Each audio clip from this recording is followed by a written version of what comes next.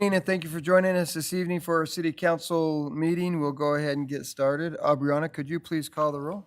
Bates, Here. Cheatham, Here. Lorick, Here.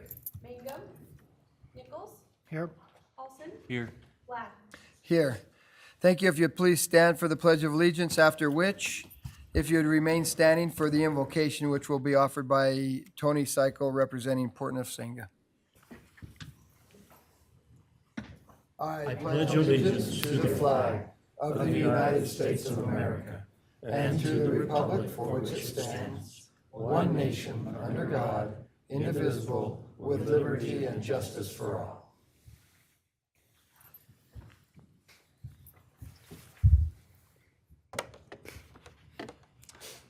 I invite you to close your eyes as we bring our attention to our breath and to our body and where we are at this very moment. We give thanks for this precious body and this precious human life, and we reaffirm our desire to serve our fellow humans. May everyone in this meeting continue to hold this strong intention to serve others, to be a bridge for those with rivers to cross, to be a ship for those with oceans to cross, a shelter for the homeless, a safe refuge for those in danger, a hand of hope for those who feel no hope. May our health continue to support our efforts, and may we welcome adversity as readily as success. May all of us be free from suffering, and may we live with ease of being. May all those suffering in war and oppression find peace, and may those grieving find solace, and those who are ill have compassionate treatment and health. May all beings without exception be free from enmity, danger, hatred, and despair. And may all beings be free from suffering and the causes of suffering. May our efforts here today benefit all of the citizens of Pocatello. So as we close this meditation, I'd like to quote the Buddha. The dedication of a virtuous act for all beings is like adding a drop of water to the ocean. As long as the ocean exists, the drop of water exists. So too, a small positive action, when directed toward the benefit of all beings, will endure forever. I invite you to open your eyes now so that you can begin the work on behalf of the people of Pocatello. Mayor Blad and members of council, thank you for your generous gift of service to the people of Pocatello. Thank you. Thank you. I always love it when Tony's here. We'll move to agenda item 3 is the consent agenda. The following business items may be approved by one motion and a vote. If any one member of the council so desires, any matter listed can be moved to a separate agenda item. A, minutes. Council may wish to waive the oral reading of the minutes and approve the minutes from the special city council meeting of November 5, 2025. B, material claims. Council may wish to approve the material claims for the period of November 1 through 15, 2025. C, treasurer's report. Council may wish to approve the treasurer's report for September 2025, showing cash and investments as of September 30, 2025. D, council decision final plat approval for Trail Creek Estates Division 5. Council may wish to adopt this decision approving a subdivision of approximately 7.93 acres of land into 14 lots subject to conditions. E, 2025 Police Retirement Board elections. Council may wish to acknowledge that the winners of the Police Retirement Board election held on November 4, 2025 were Tim Hillebrand, Steve Stewart, and Travis Wellham. The winners of the board election will take office on January 1, 2026. Mr. Mayor, Yes? I move that we approve the consent agenda items A through E as outlined in agenda item number 3. Second. Thank you. We have a motion by Council President Lyric and a second by Councilmember Cheatham. Brianna, could you please call the roll? Lorick, Yes. Cheatham, Yes. Bates, Yes. Nichols, Yes. Paulson. Yes. Thank you. Agenda item 4 is proclamations. We have no proclamations tonight, so agenda item 5 is a calendar review. Council may wish to take this opportunity to inform other council members of upcoming meetings and events that should be called to their attention. November 25, 3:30 p.m. Special City Council meeting, executive session. December 4, 5:30 PM, council clarification meeting. 6 PM will be a regular city council meeting. December 11 at 9 AM will be a city council work session. Other events, the Festival of Trees at Stevens Performing Arts Center continues through November 22nd. On November 22nd, 9 AM to 2 PM, Pocatello Mayor's Youth Advisory Council will be holding an essential needs drive at the police substation, 800 Yellowstone, near Fred Meyer's. MIAC members will be collecting donations of non-perishable, shelf-stable food, non-perishable snacks, hygiene products, and other essential items to support individuals and families in need. Early voting for the mayoral runoff election continues through November 25 at Bannock County Elections Office, 141 North 6th Avenue. Voting hours are Monday through Friday, 9 AM to 4:30 PM. Election day will be Tuesday, December 2nd, 2025. November 27 and 28, city offices will be closed to observe the Thanksgiving holiday. Garbage and recycle pickups for Thursday and Friday will be one day behind schedule. The Community Recreation Center will be closed on Thanksgiving Day, but will be open from 9 AM to 5 PM on Friday, November 28. On November 28, Christmas night lights parade in historic downtown starts at 6:30 PM. The annual leaf collection will continue through November 29. Leaves must be placed in large paper compostable bags, not boxes or plastic bags. Place compostable leaf bags curbside by 7 AM on a regular collection day to be taken to Bannock County landfill compost site. Food for fines at Marshall Public Library through December 13. For every non-perishable food item donated, patrons can have their fines forgiven by $1. Please contact the library for more information.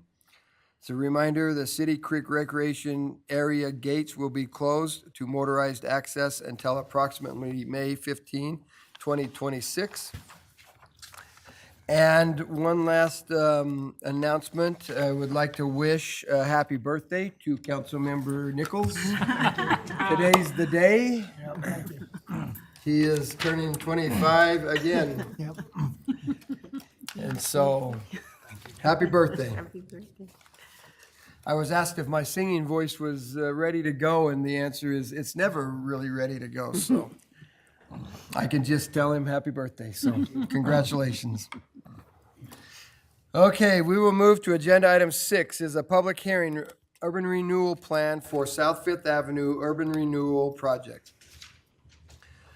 This time has been set aside for council to hear comments from the public regarding adoption of the proposed urban renewal plan for the South Fifth Avenue Urban Renewal Project of the Urban Renewal Agency of the City of Pocatello, also known as the Pocatello Development Authority. Following the public hearing, council may wish to approve and adopt a resolution approving the intergovernmental agency agreement between the City of Pocatello and Bannock County. I declare the public hearing open. Megan.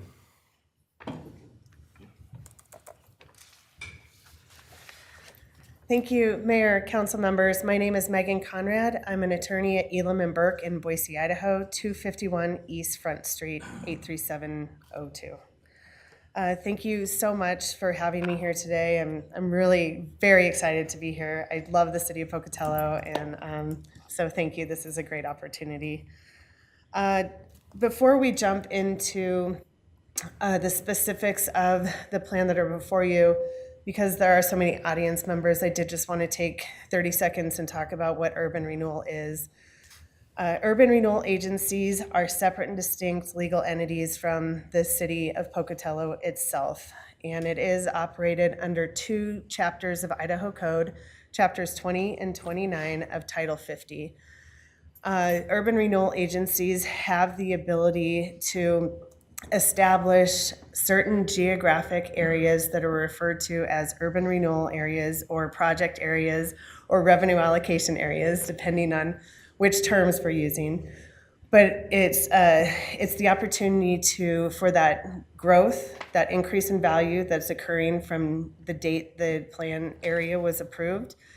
The applicable levy rate is multiplied by that increased growth, and that revenue is allocated to the Urban Renewal Agency to reinvest back within the boundaries of that geographic area that was established for purposes of funding public infrastructure improvements that are necessary to support all types of desired development, oftentimes looking to the city comprehensive plan for the types of desired development that we want to see within that geographic area.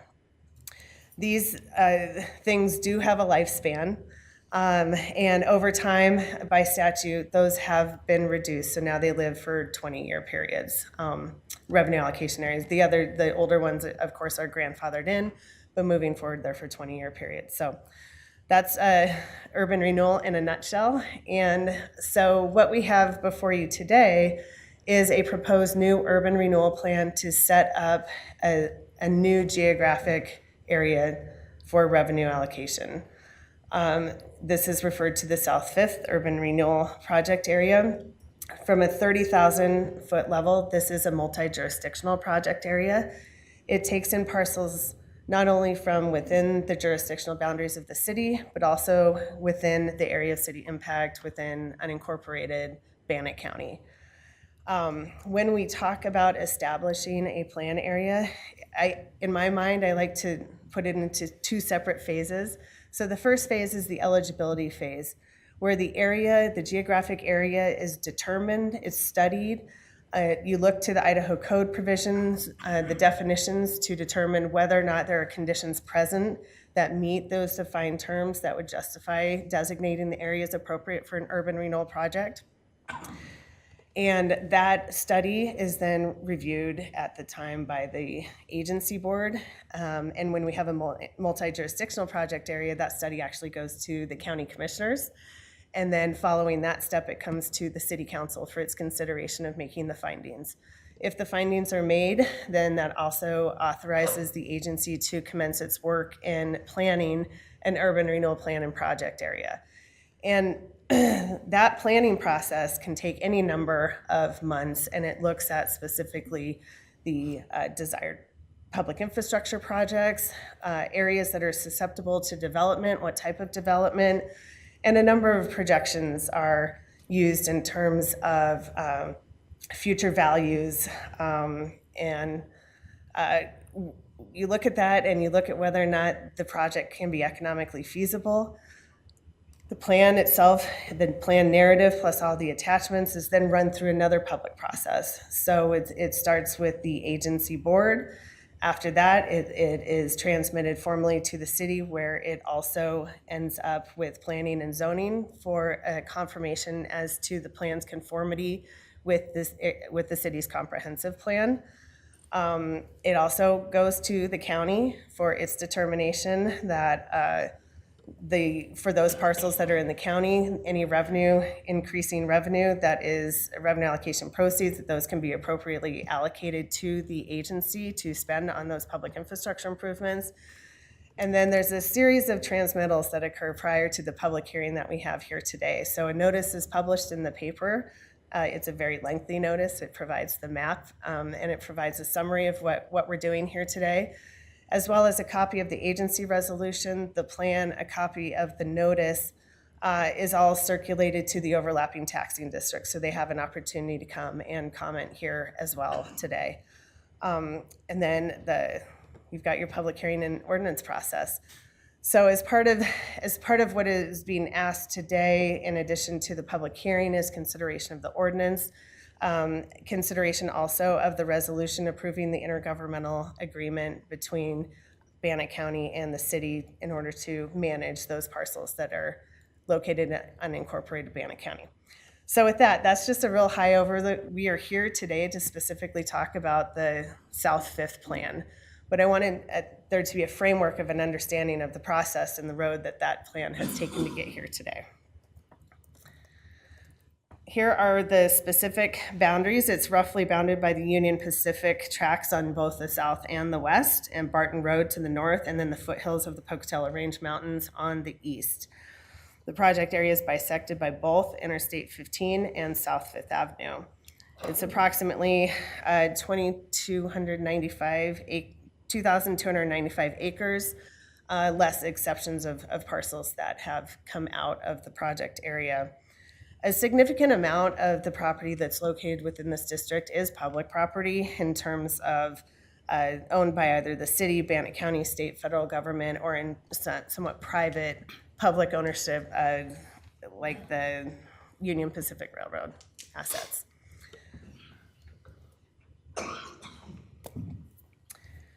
As touched on, you can see this is just the limited steps that this plan has traveled to get here today, really focusing on the public meetings and consideration of actions. So the first three in June and July of this year was focusing on the eligibility study. After that, we transitioned to working on preparation of the plan and moving it through the process.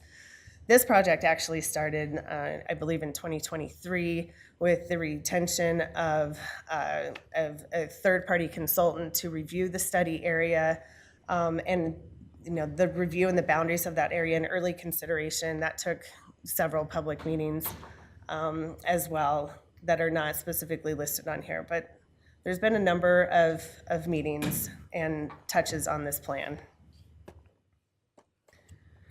These are the taxing districts that this boundary overlays, and you will see a couple italicized there. So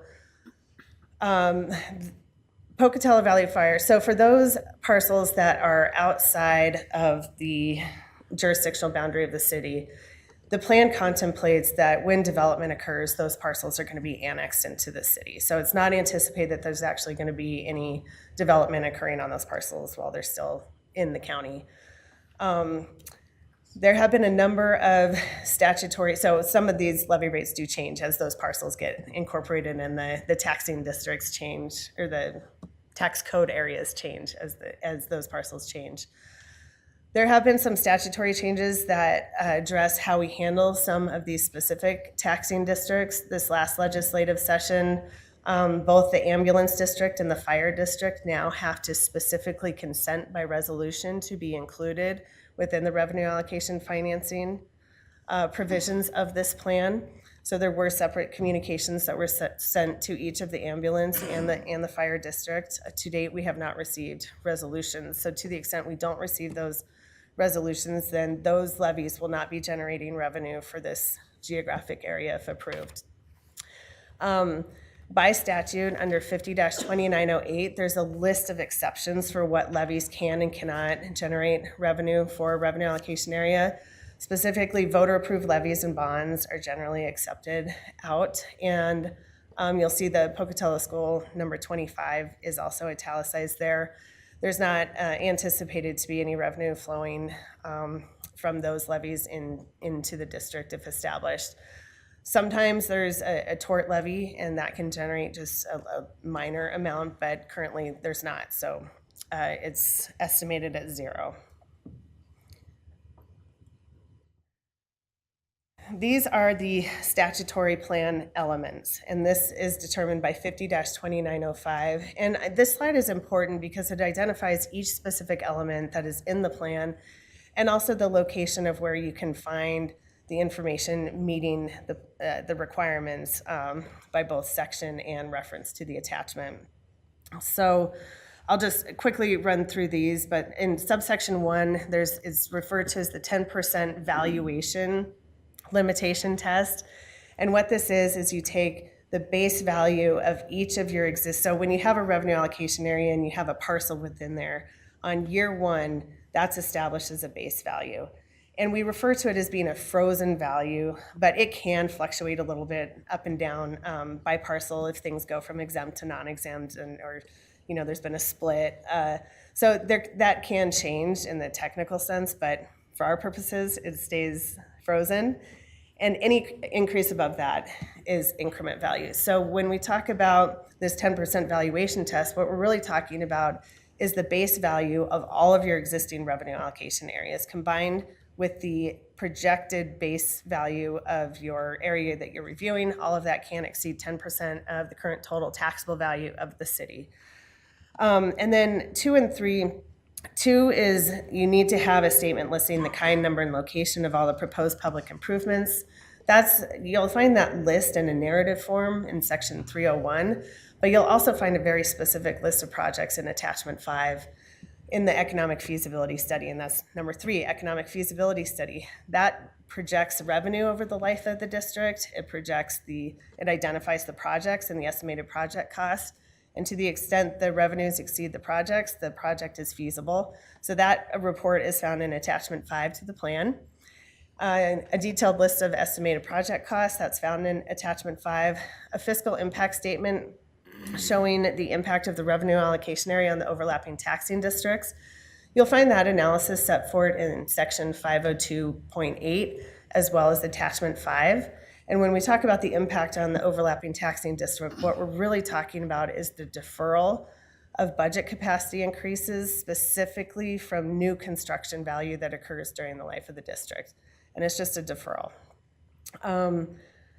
The description and the method of financing all the estimated project costs, the project is mostly focused in attachment 5 as a pay-as-you-go plan. So as revenue is received, it will be reinvested.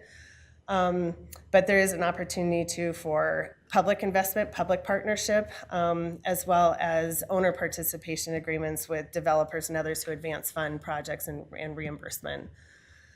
Description, and then the termination date for the plan, as noted, is a 20-year plan. If it's established, it'll have it'll be a 2025 plan.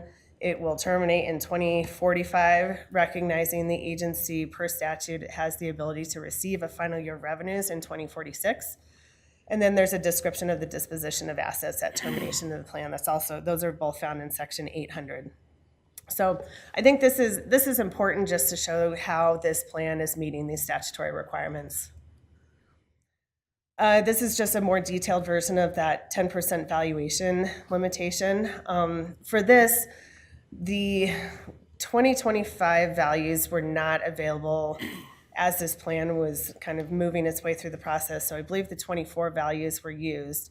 That being said, with the 10% test, there's significant room. So even if there's an increase in the South Fifth District estimated base value, it's not going to impact that 10% limitation.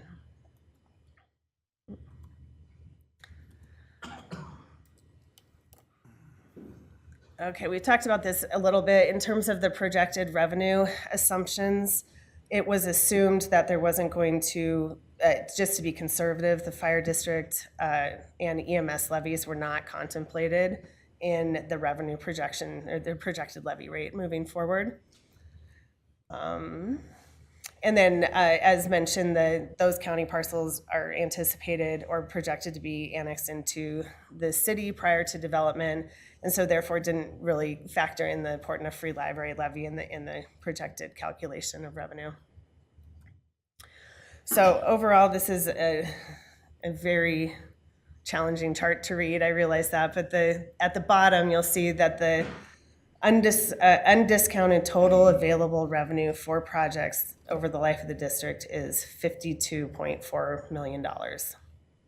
And so you can see in the section on the total taxable value, that will take into consider just the increases, inflationary increases that occur, as well as the anticipated new development based on the market analysis that was included as part of the economic feasibility study that made some assumptions on commercial, industrial, and multifamily or housing needs and how that would kind of filter in over the life of the district within the area. In terms of other assumptions made, inflationary increases of 3.1 a year.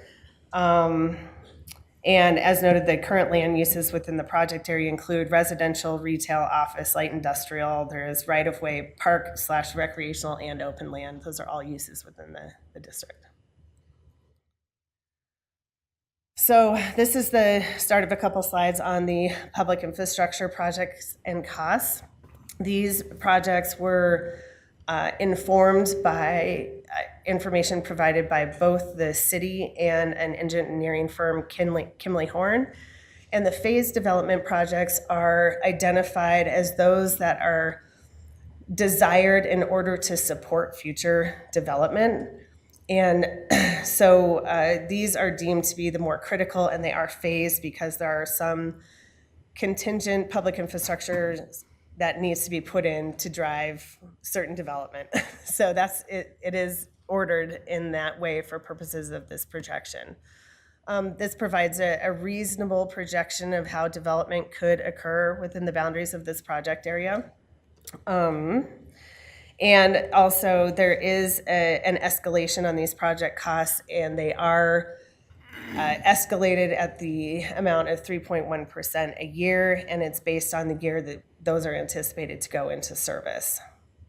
So you have these three phases, and then you have, you'll see there in blue on this slide, there's some additional projects that are identified. These are additional projects that are desired and but aren't necessarily critical to support development in terms of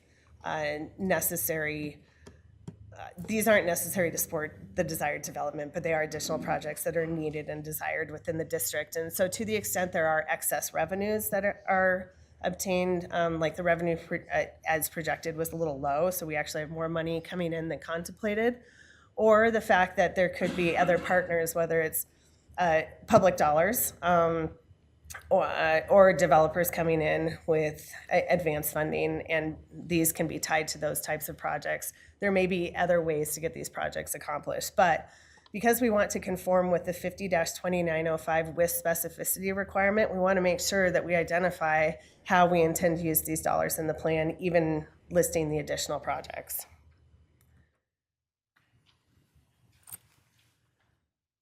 So based on that, it is the conclusion in the economic feasibility study that the revenue projections of 52.4 million ultimately are going to be sufficient to cover those three-phase development public infrastructure cost list. And as escalated, I believe that's about a $44 million total.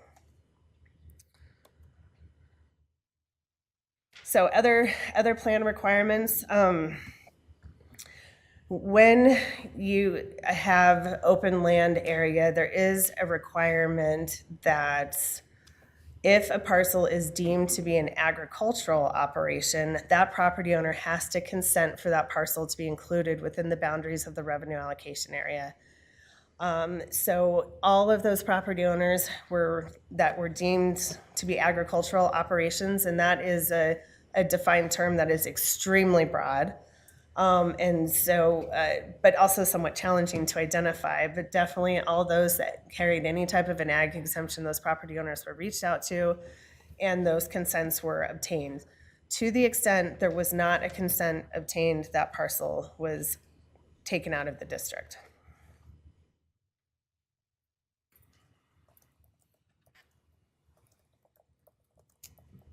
Oh, then this is the last one. As part of the plan, attachment 4 sets forth the overlay of the district on both the future land use map and the zoning map, and so here's the representation of that. And then finally, this is a post July 2016 planning effort, so if approved, it's going to be subject to those base reset requirements in 50-2903A. So to the extent the plan is amended in the future by city council ordinance, then there could be a risk of a base reset depending on the type of amendment. There are specifically 4 exceptions that aren't considered modifications that would trigger a base reset. So you have your amendment to just add 10% acreage de-annexation, and then there's ministerial and technical. But it's just important to be aware. This is why there's a lot of time spent identifying projects with a fair amount of level of specificity. And I think with that, I am happy to stand for questions. Council questions? Councilmember Nichols.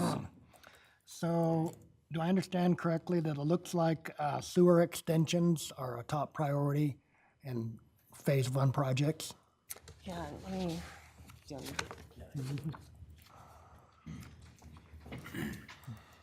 Yeah, the sewer extensions are critical to the development process, and we need to have those lines in place to spur that development and that growth that we expect to see in that area. So it is a high priority. Great, thank you. Brent McLean, Executive Director of the PDA. Thank you, Brent. Other questions? And Council actually, President Lyric for Brent McLean again? yes, I tried to stop him, but Sorry. I was wondering if you could just say a little bit more about the sewer projects what we talked about in the joint meeting with PDA, Bannock County, Pocatello, and then maybe it was actually in a PDA meeting about, or maybe it was a council meeting, wanting to have, I'm trying to think how to put this, but what we were looking for from the county in terms of what we're looking for with sewer projects. I'm not Are you sure what you're remembering asking what I'm talking exactly. about? It was a conversation in one of those meetings. I can't remember enough to make it specific, so sorry about that. I'll ask you again later. Or either I can't help her on that one. Yeah. Okay, any other questions for Megan? And I forgot to mention the county did sign a transfer of powers ordinance and the intergovernmental agreement, just so we can cross Ts with the county. Thank you. Councilmember Mangum. To Councilwoman or Council President Lyric's comment, we had had a conversation about seeing about the county following our standard when it came to sewage, and that might be what she was referring to, if there was an agreement there. Yeah, so that's, I'm gonna put my other hat on as Brent McLean, the planning director. But, so that is part of the area of city impact agreement that doesn't really have anything to do with That's right. this process. That's something that's separate. Yeah, completely different. Okay, all right. And Megan is taking the staff's spot here, right? So with that being said, maybe it's Brent, have we received any written correspondence that the council has not seen? No, we have not. Okay, Madam Clerk, have we received any correspondence in your office? No, we've not. No? Okay, thank you. Megan, thank you. Don't go very far. We may have more questions at the end. Okay, thank you so much. Thank you. Then we would look for any testimony of those supporting the application. Any testimony of those uncommitted to the application? Any?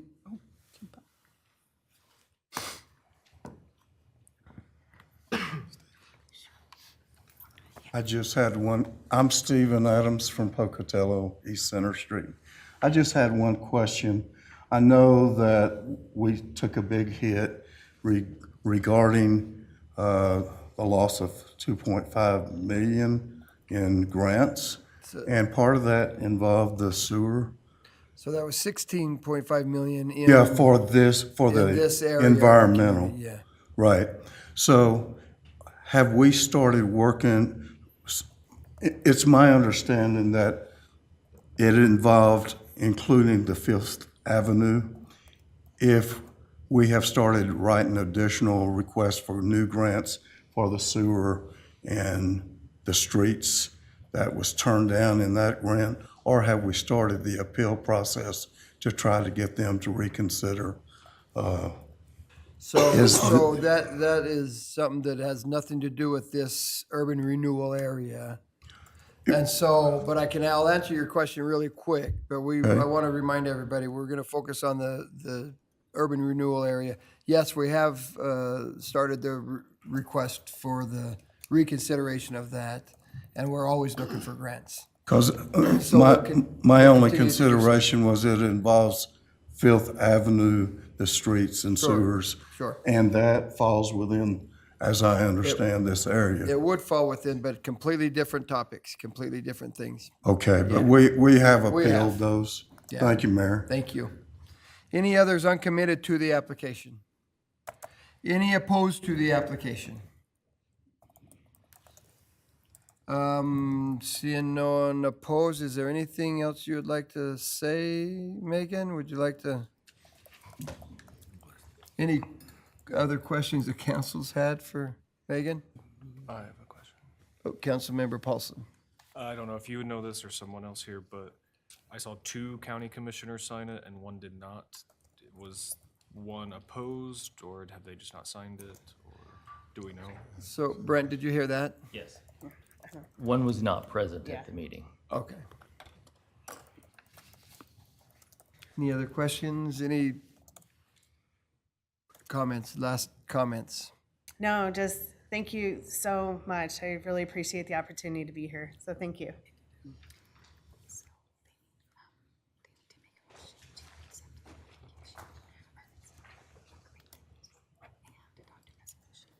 I declare the public hearing closed. Council, this item's before you. How do you wish to proceed? Well, I would entertain a motion to adopt a resolution for the intergovernmental agency and accept the plan, is that it? Accept the agreement. Accept the agreement. Mr. If Mayor? you're so inclined. Yes, Council President. I move that we adopt a resolution to accept the intergovernmental agreement and, what was the other item? No, I said that part. Adopt a resolution for to approve the intergovernmental agency. Okay. And what was the second one? Accept the agreement. Okay, Is that your motion? that's my motion. Second. You said 2 things. There are 2 things. It's a little bit different how we need to do that one, and so, thank you. We have a motion by Council President Lurick and a second by Councilmember Cheatham. Council, is there any discussion? Then with that, Aubriana, could you please call the roll? Lorick, Yes. Cheatham, Yes. Bates, Yes. Nichols, Yes. Paulson. Yes. Okay, thank you. Aubrey, Mangum arrived. Mangum. Yes. I thought she said mango. All right, thank you. Then we will move to agenda item number 7 is a short plat application, Titan Center right-of-way. Council may wish to approve a short plat application submitted by IRG Realty Advisors LLC, represented by Sunrise Engineering, to subdivide 1.47 acres more or less into 2 lots. The property is located at 669 West Quinn Road, and staff recommends approval of the plot with conditions. Mr. Mayor, Yes. I move to approve agenda item number 7 as outlined in the agenda. Second. Thank you. We have a motion by Councilmember Nichols and a second by Council President Lurick. Aubriana, could you please call the roll? Nichols, Yes. Lorick, Yes. Bates, Yes. Cheatham, Yes. Mangum, Yes. Paulson. Yes. Thank you. Agenda item 8, airport grant application and professional services agreement work order. Council may wish to approve the following items pertaining to the FAA approval or approved airport improvement projects and authorize the mayor's signature on all pertinent documents subject to legal department review. A, approve a grant application to the FAA Airport Infrastructure Grant Program in the amount of $151,213 for design and bidding of replacement, upgrade, and of access control system, operators and doors, and if approved, B, authorize a work order with Ardura in the amount of $154,171.91 for the design, work, and bidding of the upgrade replacement of the access control system, operators, and doors. The grant requires a 5% match, which will be funded using state grant funds and airport passenger facility charge PFC funds, which have previously been budgeted. Mr. Mayor. Yes. Mr. Mayor, I move for approval of the FAA airport improvement projects and authorize your signature on all pertinent documents subject to legal department review, including items A and B as outlined in agenda item number 8. Second. Thank you. We have a motion by Councilmember Cheatham and a second by Councilmember Paulson. Aubriana, could you please call the roll? Cheatham, Yes. Paulson, Yes. Bates, Yes. Lorick, Yes. Nichols, Yes. Mingo. Here, or yes. Thank you. Thank you. Agenda item 9. America 250 in Idaho Celebration Fund Grant Application and Resolution. To celebrate the 250th anniversary of America's founding, the state of Idaho is inviting local communities to apply for grant funds through its America 250 in Idaho Celebration Fund. Council may wish to approve a grant application in the amount of $2,500, and if awarded, authorize acceptance of the grant and adopt the resolution to endorse the America 250 in Idaho commemoration and authorize the mayor's signature on all pertinent documents, subject to legal department review. Yes. Mr. Mayor, I move to approve the America 250 at Idaho Celebration Fund Grant application and the resolution, and authorize your signature on all pertinent documents, subject to legal department review. Second. Thank you. We have a motion by Councilmember Cheatham and a second by Council President Lurick. But before we vote, I have a question for Councilmember Cheatham.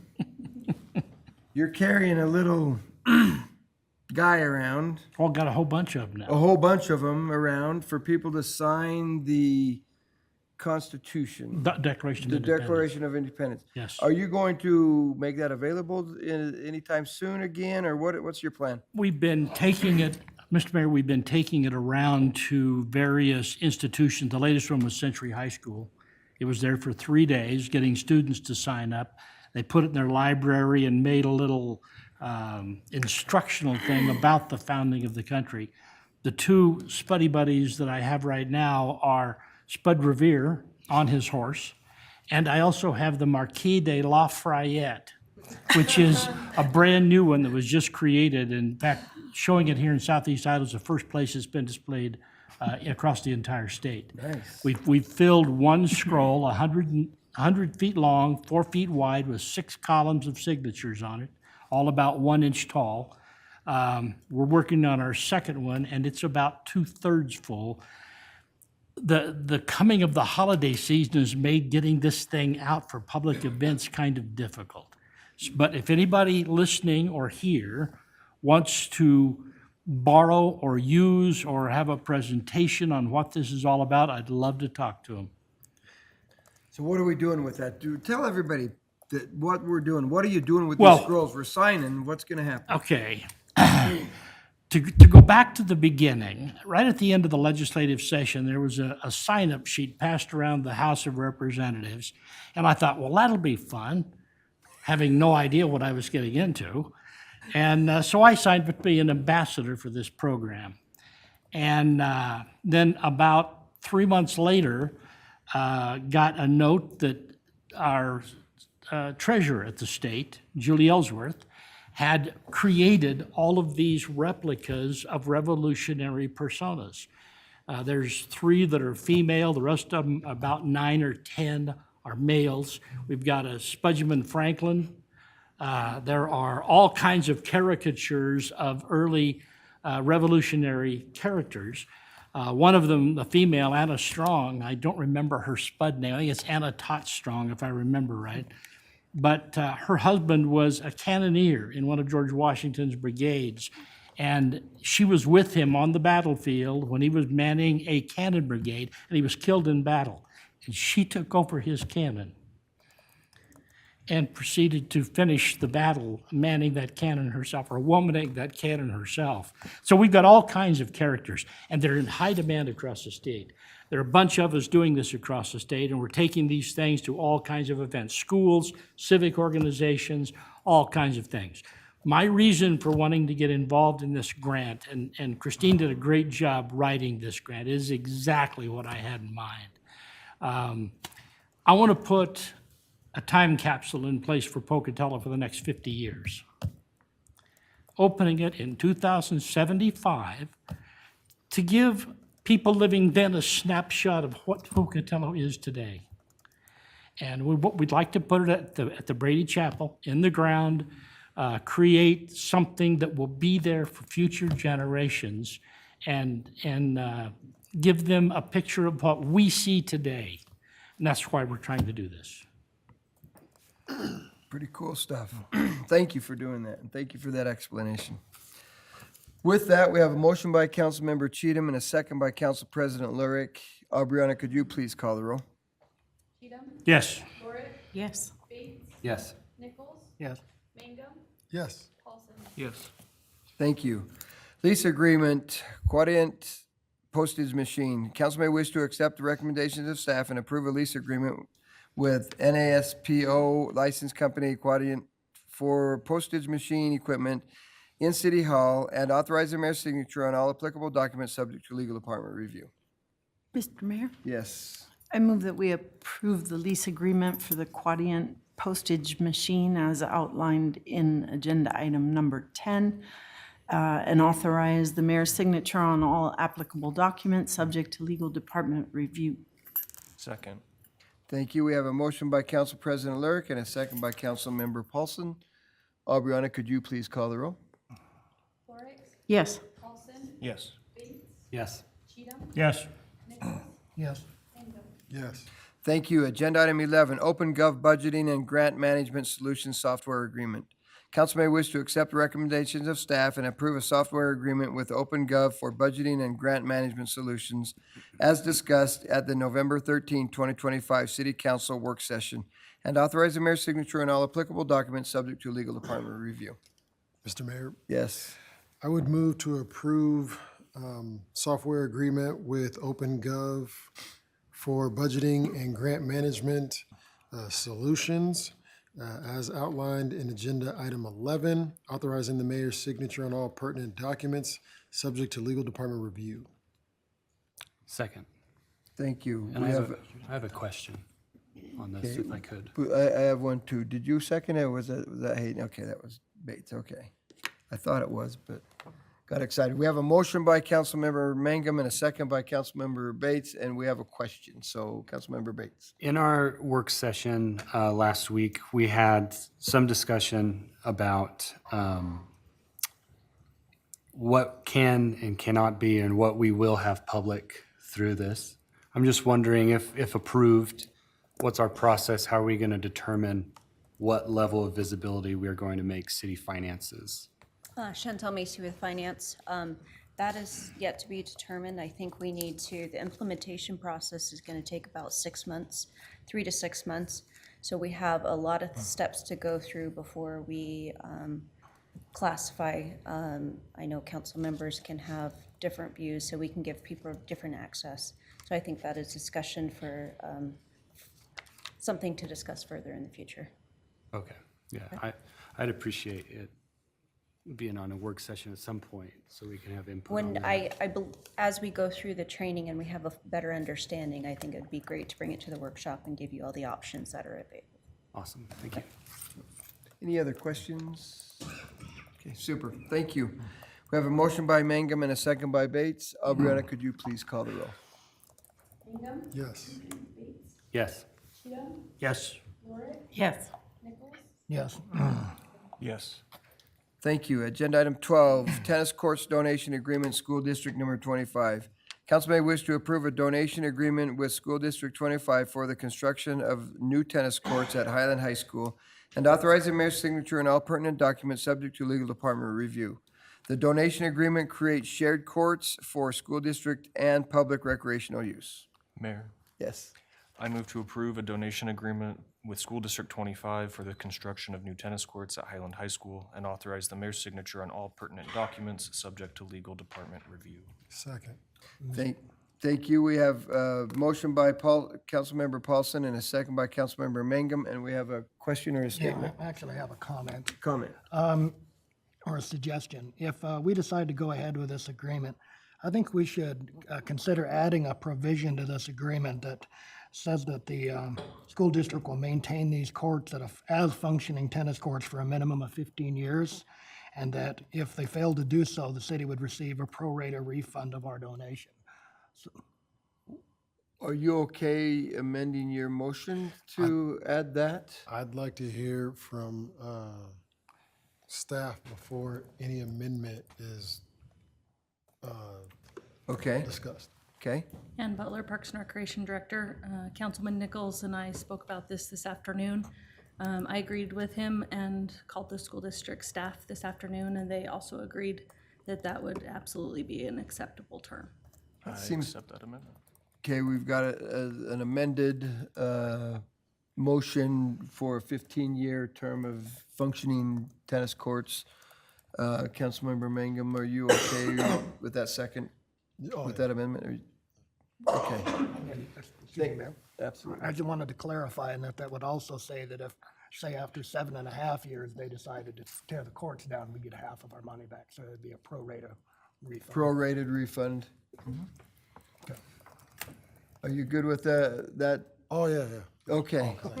All right. That's right. I was like, what? So let me be clear. What this motion now says is we will donate, basically we'll donate the money for the school district, with the school district, with the contingency in the agreement that tennis courts will be there, tennis courts functioning for 15 years at a prorated rate. If they remove the tennis courts, they will owe the city back whatever that prorated amount is. Is that correct? I'd also suggest that that be dated by the date that it opens.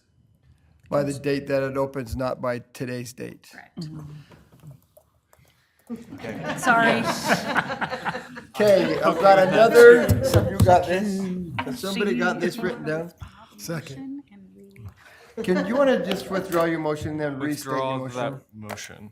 Okay, Okay. all right, let's try it again, I guess. Okay, so I move to approve a donation agreement with School District 25 for the construction of new tennis courts at Highland High School and authorize the mayor's signature on all pertinent documents, subject to legal department review, with the condition that they will be maintained for 15 years by the school district. If removed, the city receives a prorated refund starting on the date of completion. Second. Okay. Man, that was a great motion. Nice Thank you. job. That was really good. All right. Thank you. We have a motion by Councilmember Paulson, a second by Councilmember Mangum. Aubriana, could you please call the roll? Paulson? Yes. Mangum? Yes. Bates? Yes. Cheatham? Yes. Lorick? Yes. Nichols? Yes. All I know is I'm glad that Councilmember Paulson was the one that had that and he could remember it. He's got the mind that he could remember it, so good job. All right, agenda item 13, deed of facade easement request, Pocatello Quinn LLC, IRG. Council may wish to approve a request by the Pocatello Development Authority, PDA, and accept a deed of facade easement with the Naval Ordnance Urban Renewal Area as required by the owner's participation agreement between the PDA and Pocatello Quinn IRG, and authorize the mayor's signature on all applicable documents subject to legal department review. The term of the easement shall be 10 years from the date of the completion of all agency-funded improvements. Pocatello Quinn LLC IRG will assume all continued maintenance and repair of the property. Any further material changes or altercations to the facade will be approved by the city of Pocatello for the term of the easement. Mr. Mayor? Yes. I move that we approve the deed of facade easement request from the Pocatello Development Authority and accept the deed of facade easement within the Naval Ordnance Urban Renewal Area as outlined in agenda item number 13, and authorize the mayor's signature on all applicable documents subject to legal department review. Second. Thank you. We have a motion by Council President Lyric and a second by Councilmember Cheatham. Aubriana, could you please call the roll? Lorick? Yes. Cheatham? Yes. Bates? Yes. Nichols? Yes. Mangum? Yes. Paulson? Yes. Thank you. Agenda item 14, declaration of surplus property, 2.62 acre parcel of city-owned property. Council may wish to declare a 2.62 acre parcel of city-owned property generally located west of Pocatello Regional Airport as underutilized, and further declare the intent to exchange said property for real property of equal value owned by T Villa AG in accordance with Idaho Code Title 50, Chapter 14, Conveyance of Property, and authorize the mayor's signature on all applicable documents subject to legal department review. Mr. Mayor, Yes. I would move to approve agenda item 14 as outlined, authorizing the mayor's signature on all pertinent documents or all applicable documents, subject to legal department review. Second. Thank you. We have a motion by Councilmember Mangum and a second by Councilmember Paulson. Aubriana, could you please call the roll? Mangum, Yes. Paulson, Yes. Bates, Yes. Cheatham, Yes. Lorick, Yes. Nichols. Yes. Thank you. Agenda item 15, declaration of surplus property for trade-in, disposal, and piggyback of Sourcewell and state bid acceptance, Public Works Department. Council may wish to accept the following piggyback bids for the Public Works Department, and if approved, authorize the mayor's signature on all pertinent documents subject to legal department review. Funding for the purchase has been budgeted in the appropriate FY 2026 departmental budgets. A, Sanitation Services Department.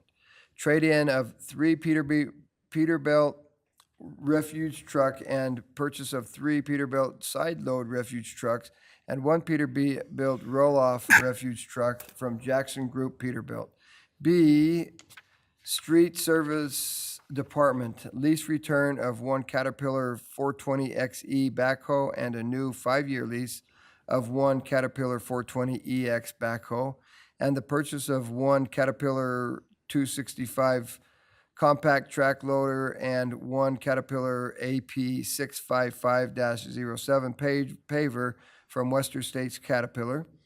And C, Water Department purchase of 1 Chevrolet 3500 service truck and 1 Ford Transit utility van from Mountain Home Auto Ranch. And D, Water Pollution Patrol WPC purchase of 1 Caterpillar 304 mini excavator and 1 Caterpillar 265 compact track loader from Western States Caterpillar, and the purchase of 1 Chevrolet 350 dump truck from Mountain Home Auto Ranch. Mr. Mayor, Yes. I would move to approve the declaration of surplus property for trade-in and disposal and piggyback of Sourcewell and state bid acceptance for the Public Works Department as outlined in agenda item 15, sections A, B, C, and D. Second. Thank you. I just read what's in front of me, folks, when I say Water Pollution Patrol. You had no idea, did you? You're now patrolling that Mr. Mayor, instead of controlling it. Mr. Mayor, Yes, I'd like to ask a question, please. yes. Who would you like up here? Our, Councilman? yes, that's the right one, right? Okay. We've gotten away from leasing the last couple of years, and everything is a lease on here except the backhoe. And to me, if that department has the funding, we ought to be purchasing that equipment and not putting ourselves on a 5-year long-term agreement for a lot of money. So I guess I'm curious why we're making an exception for a backhoe. Tom Kirkman, Public Works Director. Yeah, so we have made a conscious effort to start purchasing equipment with interest rates high on the leases. The backhoe, the big problem we have with certain pieces of equipment, like the water department's excavator, our backhoes, and our loaders. After about year 7 of ownership, the prices skyrocket. When we purchase, if we purchase, we try and keep them for a 10-year span, and that balances out that cost. This particular backhoe, we ran the calculations between the purchase and the lease. It was close enough that we felt that was a solid move, because one of the biggest issues we have, particularly with a backhoe for our street services, is the middle of the night, we're moving trees. We can't, it's a 24-hour piece of equipment, and we need that one ready at all given time. And so that one is one that we feel is worth the risk on the lease, because they are so costly to repair after a certain amount of time. Thank you. Okay, any other questions? Thank you, Tom. Did you tell us who you were when you got up here? Did. Okay. I did, You yes. did, all right. We have a motion by Councilmember Mangum and a second by Council President Lyric. Aubriana, could you please call the roll? Mangum, Yes. Lurick, Yes. Bates, Yes. Cheatham, Yes. Nichols, Yes. Paulson. Yes. That was a painful yes, Councilmember Cheatham. We will move to agenda item 16, piggyback Sourcewell contract for Napa Integrated Business Solutions. Council may wish to approve a piggyback Sourcewell contract number 090624-GPC with Napa Integrated Business Solutions for continued on-site parts management and inventory services, and authorize the mayor's signature on all applicable documents subject to legal department review. Mr. Mayor, Yes. I would move to approve the piggyback Sourcewell contract for Napa Integrated Business Solutions as outlined in agenda item 16, authorizing the mayor's signature on all applicable documents, subject to legal department review. Second. Thank you. Also We have a motion by Councilmember Mangum and a second by Councilmember Cheatham. We have a question by Councilmember Bates. Tom, I know we've been doing this, is it mine? Yeah. Yeah, go ahead. Yeah, Okay. sorry about that. We've had this service for some time now. Can you just explain what studies we've done that show there's a cost savings to the city, and do we feel it still is a cost savings? I'll say it again, Tom Kirkman, Public Works Director. Thank you. There you go. Try to remember this time. Yes, so about 2019, not all, but the majority of departments were managing their own fleets. Council made a decision that we were gonna combine that into one location and try and get this organized. One of the big things that we noticed right off the bat when we started bringing things in is an overabundance of old stock. So we'd have an old front end loader, let's say, and we'd say, if buying one oil filter is a good deal and I can get 10 of them for a better price, I'm gonna buy 10. Well, when we started bringing all that inventory in, 9 of those filters don't work anymore because it's obsolete. So we noticed really quickly that we needed to have some sort of inventory management system. And that's when we started diving in and looking at this solution, this IBS solution. We'd like to take credit for it, but it's used by many, many municipalities across the country. So we started diving into this and see if this was a fit for us. We reviewed a bunch of market studies and case studies on this. The biggest benefit we had was we went and talked to other communities that were using that. And we were pretty fortunate. City of Boise has this, Salt Lake County has this, and Idaho Power in Salt Lake City has this. So we went down and took tours and reviewed this. What we noticed right away is for municipal fleets, they're a little bit different than normal fleets. And I'll give an example. Garbage truck. We have to pick up garbage every day. We're not gonna miss a day. The trucks on there have what's called a pack-a-ram. They're about $10,000 a piece and they have a 3-month lead time. That's when we started deciding we need to get some sort of inventory controls put in place so that we can keep services running 24 hours a day, 7 days a week to accommodate a city. We talked to some local auto parts dealers. They were not interested. They don't have that particular program. And so that's when we made the conscious decision to come for council and present that idea. Does that answer your question? Yes. So I've got Councilmember Nichols and then Councilmember Mangum. Tom just answered my question. Thank you. Tom's answered the question already, Councilmember Mangum. Inventory wise, we don't pay for the inventory, right? Unless we use it.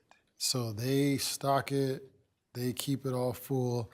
We don't purchase until we use that. That was the key to this, is they tailor this inventory to our fleet. We are the only customer, and they will put whatever we request on the shelf, and we do not pay for it until we need it. So for instance, the Packer Ram I'm talking about, we have 3 of those in stock right now. We don't pay that $30,000. They cover that until we purchase it. That's what's difficult about getting, a regular parts store to do that. They're not real comfortable leveraging that amount of money just to sit on it. And so currently, we just did an analysis. They came in and did inventory, and we've got about $850,000 worth of inventory on those shelves. And what was the benefit of that is we didn't have that kind of money to put out that kind of outlay. And so this has just been a huge step for us.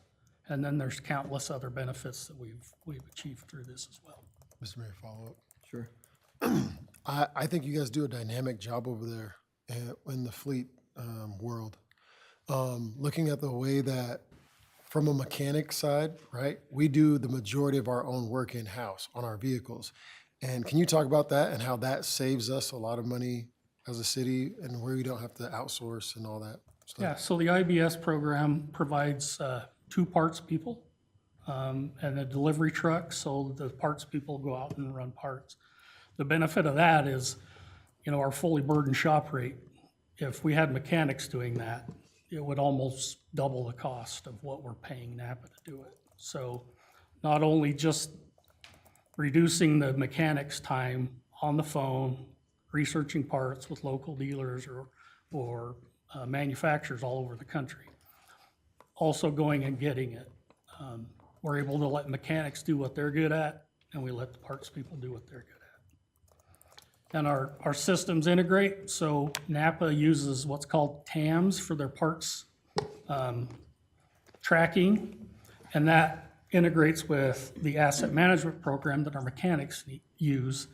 And so when let's say a police car comes in for a service, they can type in the number of that unit, begin work, and it sends a parts request from the database of everything that police car needs for a service. And so the mechanic is sitting there working, and 10 minutes later, here comes a cart full of parts. So Those employees are Napa employees too, not the city of Correct. Pocatello employees. they are Napa employees. So this is a win-win-win all the way around. It is. It's tough to find any fault in it, for sure. So, super. Councilmember Cheatham. Just to comment, Mr. Mayor, I had the oil changed on a couple of my vehicles in the last week, and I've been using the same mechanic for several years. And I just happened to notice the value of the labor his people put in and his service charges on the wall. It's now $150 an hour to have work done at that particular shop in the city of Pocatello. And I think if you value our people and keeping them busy doing their work at that kind of a rate, this becomes very economical. Absolutely. Absolutely. Good comment. Thank you. All right, thank you, Tom. So we have a motion by Councilmember Mangum and a second by Councilmember Cheatham. Aubriana, could you please call the roll? Mangum, Yes. Cheatham, Yes. States, Yes. Lorick, Yes. Nichols, Yes. Paulson. Yes. Thank you. Agenda item 17, professional services agreement for Alameda Yellowstone Bus Transfer Station, Mountain States Appraisal LLC. Council may wish to approve a professional services agreement with Mountain States Appraisal LLC to provide a third-party review of the property appraisal to meet federal funding requirements of the grant application for a transit transfer station at Alameda Road and Yellowstone Avenue, and authorize the mayor's signature on all applicable documents subject to legal department review. Mr. Mayor, Yes. I move that we approve the professional services agreement for Alameda Yellowstone Bus Transfer Station as outlined in agenda item number 17, sorry, and authorize the mayor's signature on all applicable documents subject to legal department review. Second. Thank you. We have a motion by Council President Lurick, a second by Councilmember Mangum. I might just say I'm pretty excited about this because this moves the bus stop off of Cedar Street into a parking lot and out of the way, and so it'll make it a lot easier for everything. So I personally want to thank Skylar for working hard and everybody else for working hard. And who did it? Was it Skylar's taking credit for it? Becky. Thanks for raising your hand back there, Becky, when I asked who did it.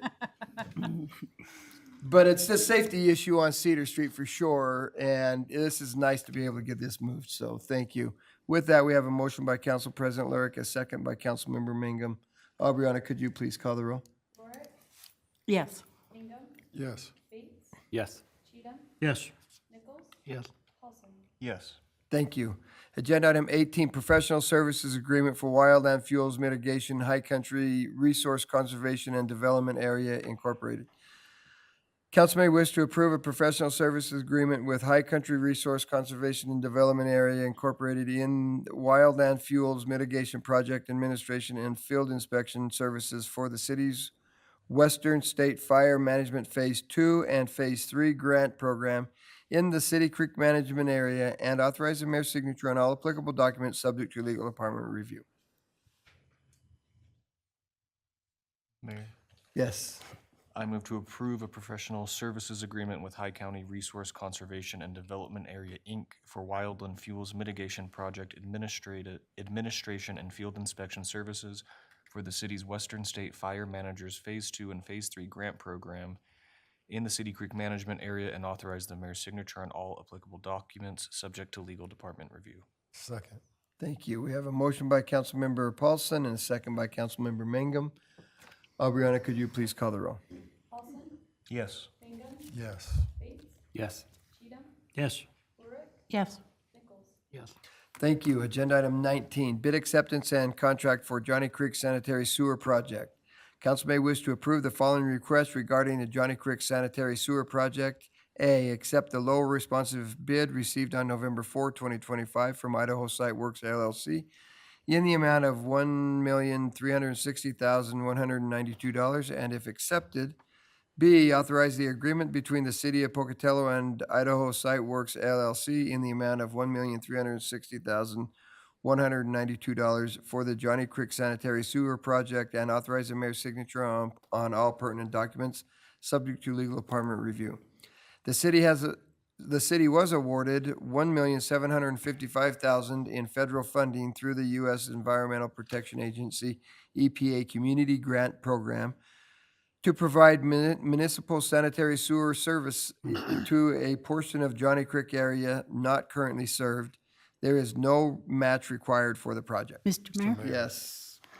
I move that we approve the bid acceptance and contract for Johnny Creek Sanitary Sewer Project as outlined in items A and B of agenda item number 19, and authorize the mayor's signature on all pertinent documents subject to legal department review.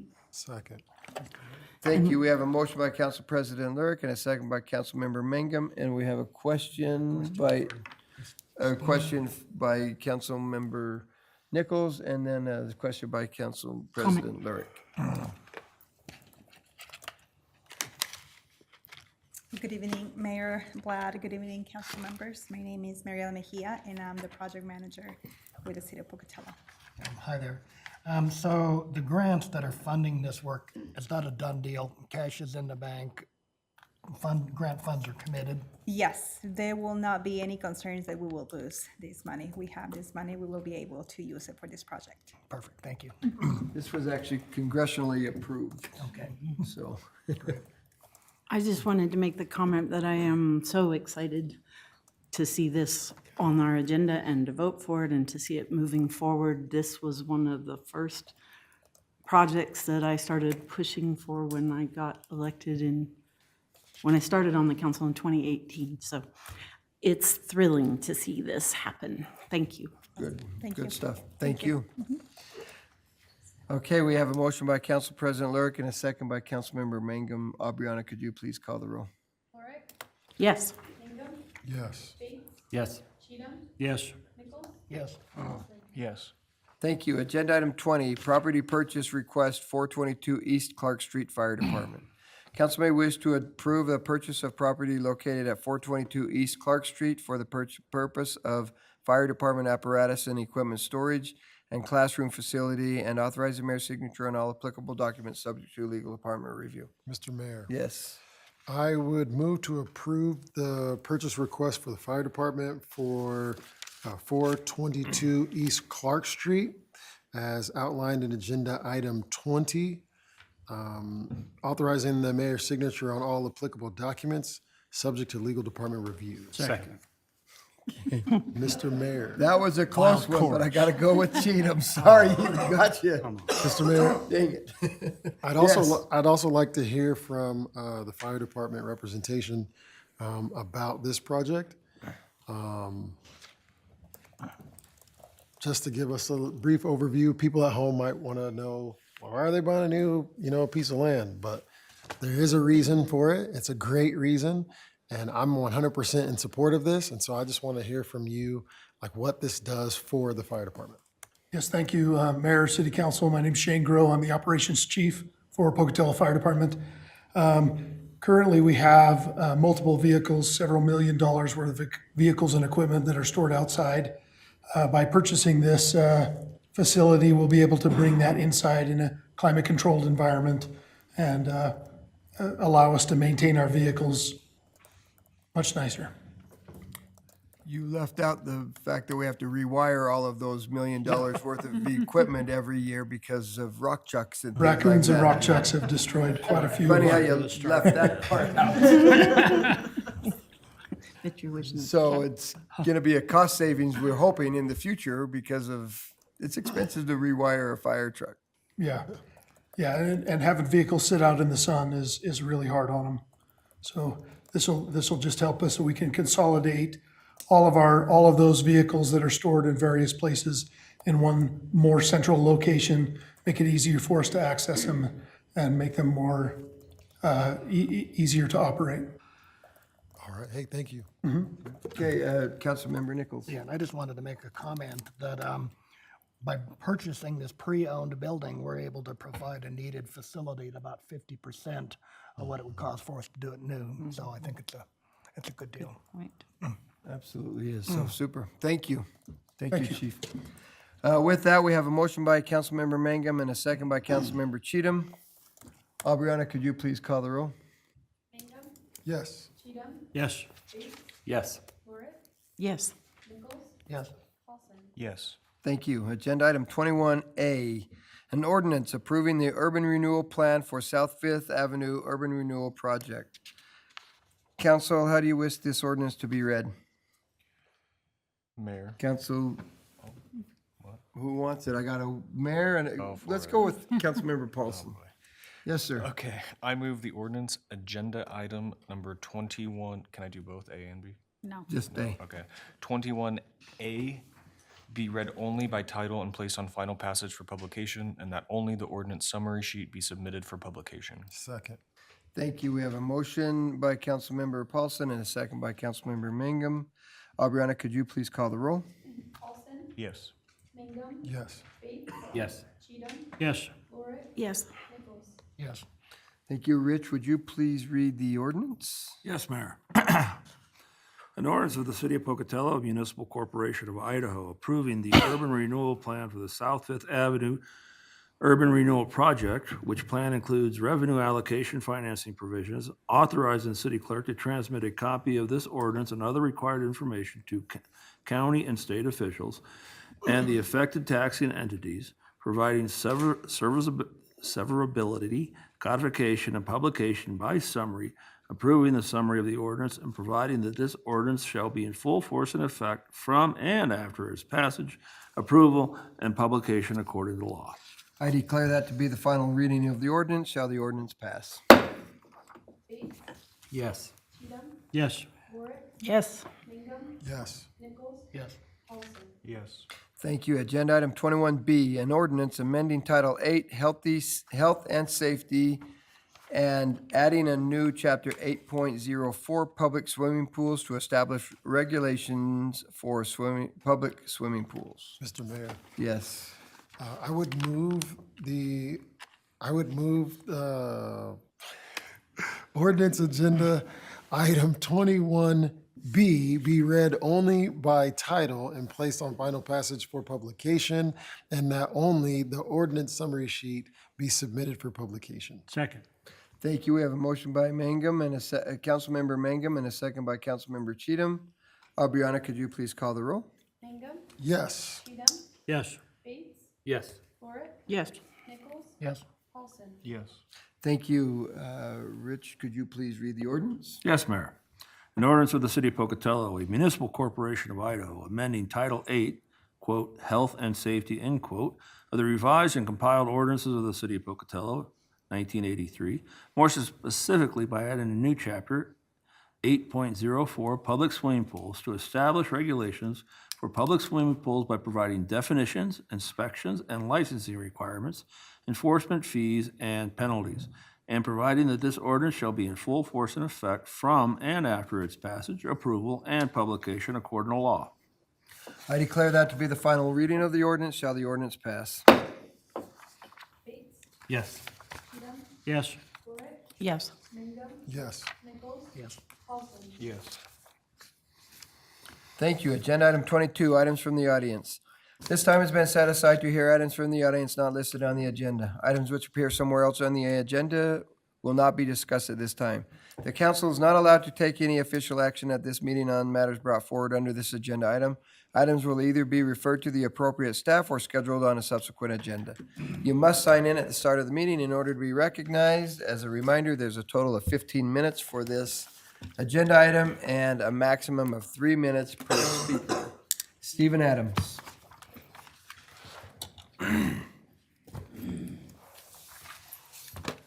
I'm Stephen Adams from Pocatello, and I would just like to say one word of encouragement in the year forward, that we all continue to look as a council to do everything we can to project revenue, try to reduce any unnecessary spending that could be put into a rainy day fund.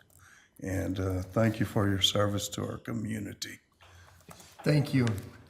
Thank you. We have no one else to speak, agenda item 22. So thank you, council. Thank you very much. That was a long agenda tonight. I appreciate your work. With that, we are adjourned.